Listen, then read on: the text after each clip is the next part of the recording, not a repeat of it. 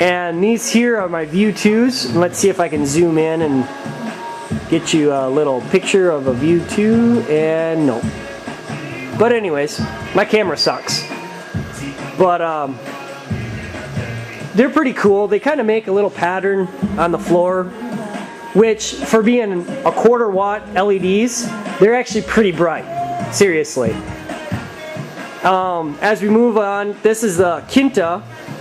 It's a DMX Derby light.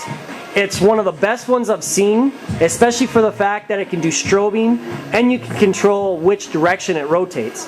Plus, all these lights have built-in programs that you don't need to have a DMX controller to run them. But DMX just makes things so much simpler. And as I told you before, I do have one American DJ. It's a Sunray 3. This is about the most worthless piece of crap I own. I really hate American DJ for their cheap way of making lights. The first day I had this, the little filters, there's little colored filters in there, and those little colored filters popped out on me. It just seemed like not a very quality product.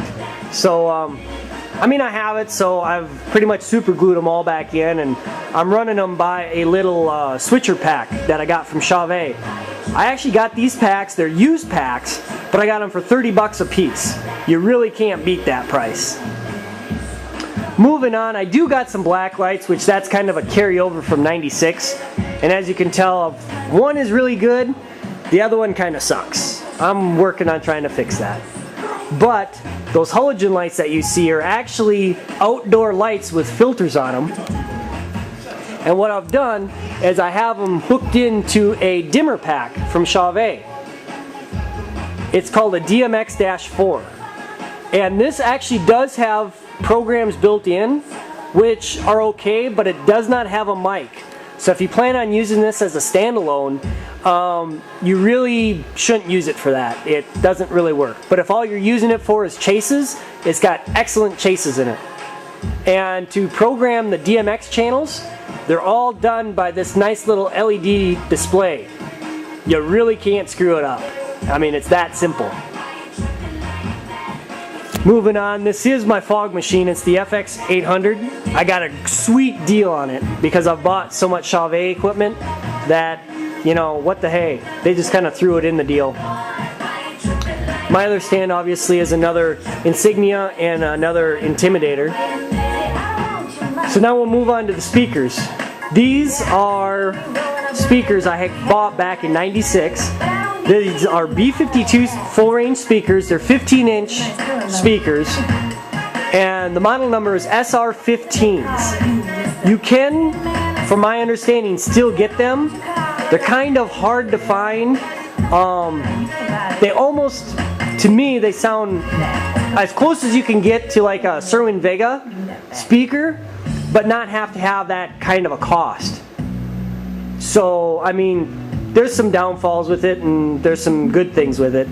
But what I really wanted to show you was my sub. This is a dual 1818, and the bottom speaker, the reason why that's out is because I'm upgrading it. They actually do have larger speakers, larger 18-inch speakers that you can get.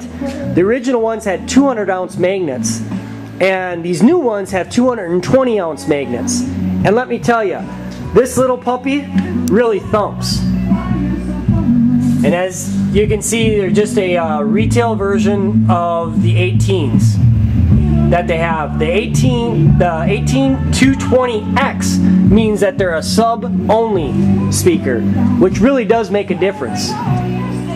But this speaker, brand new, which by the way weighs 215 pounds, you can pick it up for right around 1,200 bucks.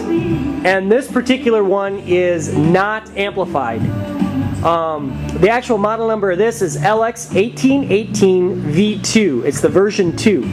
And one of the major upgrades are these heat sinks. And these heat sinks are heavy. I mean, if you were to actually see them and carry them, you would think like, what the hell? They're awesome. And again, another speaker with stand. And believe it or not, this black case, that and that big long trunk case are all that I need to pack up all my lights in. Those trunk cases are actually custom built. I build them myself.